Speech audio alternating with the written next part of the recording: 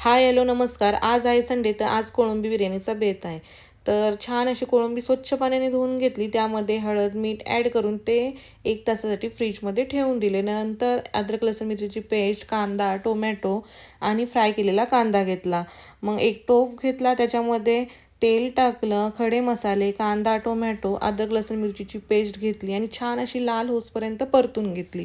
मग त्यामध्ये ॲड केला बिर्याणी मसाला, हळद, लाल मिरची पावडर, धना पावडर, मीठ हे सगळं ऑइल सुटेसपर्यंत परतून घेतलं. तर तुम्ही पाहू शकता छान असं ऑइल सुटलं आहे. मग त्यात ॲड केली कोळंबी आणि खरंच म्हणजे कधीतरी आपण कोळंबी बिर्याणी केली ना छान लागते. दरवेळेस आपण चिकन बिर्याणी खातोच.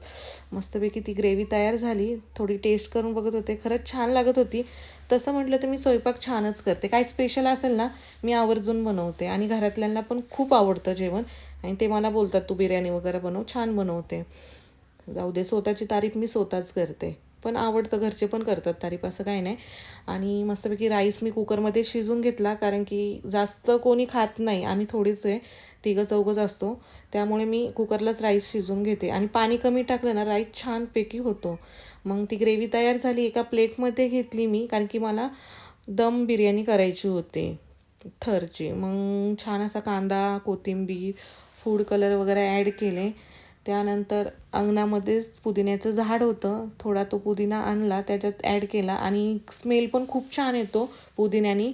आणि मला दम बिर्याणी करायची होती म्हणून एका साईडला कोळसा गरम वगैरे करून घेतला. मग त्या वाटीमध्ये ठेवला, त्याच्यावर तूप टाकलं, छान असा वास सुटला होता मस्तपैकी आणि पटकन असं झाकण ठेवलं आणि त्याच्यावर एक पाण्याचा हंडा ठेवला, जेणेकरून छान असा दम झाली पाहिजे बिर्याणी. आणि माझ्या मुलाला सुकं कोळंबी मसाला खायचा होता, म्हणून मी त्याच्यासाठी एका साईडला कोळंबी केली होती सुकी फ्राय. आणि माझी बिर्याणी वगैरे तयार झाली आणि मीच खूप खाण्यासाठी एक साईड असते मला, कारण की नाईट शिफ्टला जायला लागतं रात्री 7 वाजता. तर मग पटकन मी जेवण वगैरे घेतलं. खरंच छान झाली होती बिर्याणी. आणि हे सगळं करत असताना एवढी भांडी निघतात ना, आई आली, आई बोलते किती पसारा काढते, पण काय शेवटी मलाच करायला लागणार आहे. त्यामुळे चला आता मस्तपैकी भांडी वगैरे घासते. खूप राडा पडला होता आणि त्यात झालं असं की मी घड्याळ काढायचीच विसरले. पण तसं म्हटलं तर माझं घड्याळ वॉटरप्रूफ आहे. मग पटकन घड्याळ वगैरे काढलं, साईडला काढून ठेवलं. मग परत भांडी घासायला सुरुवात केली, कारण की मला टाईम झाला होता, लवकर आवरायचं होतं, जायचं होतं जॉबला.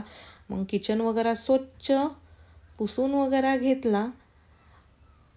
तर असा होता माझा ब्लॉग. तुम्हाला कसा वाटला नक्की सांगा.